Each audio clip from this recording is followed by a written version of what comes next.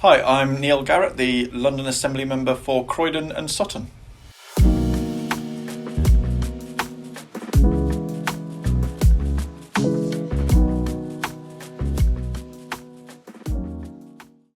So I grew up in Leicestershire in a council estate there. My dad was a lorry driver, bus driver, and my mum worked in a factory. And I moved to London. I had a really successful career in IT, most of that time working for an architecture and interior design company that did huge projects around the world. Big casinos, big resorts. And I felt that the system that allows that to happen, I think people often just take for granted. I think the thing that motivates me is to think about those opportunities and to try to make sure that they still exist. I think there are a lot of barriers now for people to follow that path that I've followed, and I think it's important to me to think about those barriers and try and knock some of them down to help other people also be successful. So I moved to London in 2000. I didn't get involved in politics at all until it was like 2009, 2010.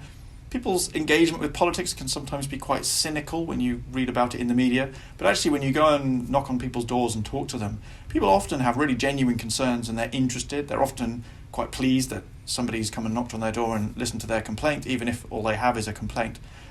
If I could fix one thing about London, it would have to be housing. It would have to be housing. I think this is the single biggest challenge, because what cities provide is a melting pot, a kind of incubator of ideas and people that drive the economy forward, that drive innovation forward. But bringing people together can't happen if people can't afford to move in. I think it has real potential to devastate the long-term strength of London as a global city if new generations of young people can't move in. In terms of making London safer, I suppose as a constituency assembly member, I've been particularly focused on my constituency, Croydon and Sutton. There's been extra police officers that the government funding has brought, but it's not just about extra policing, it's about the way those extra officers and the existing officers are doing their work with the community, building much more trust, building better relations, and continuing to use powers such as stop and search. But thinking about ways to do it that are less confrontational.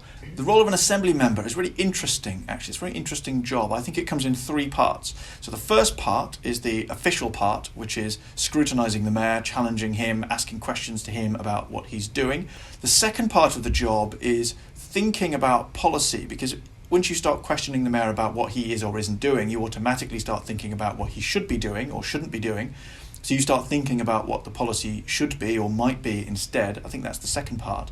And then the third part is communicating all of this to the people out there in whose name all of this stuff is happening, because very often what goes on here in City Hall is completely invisible to people.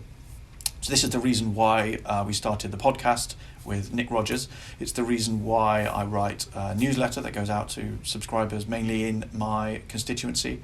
And I think it's the reason why engagement as assembly members, engagement with the media and with the public is so important.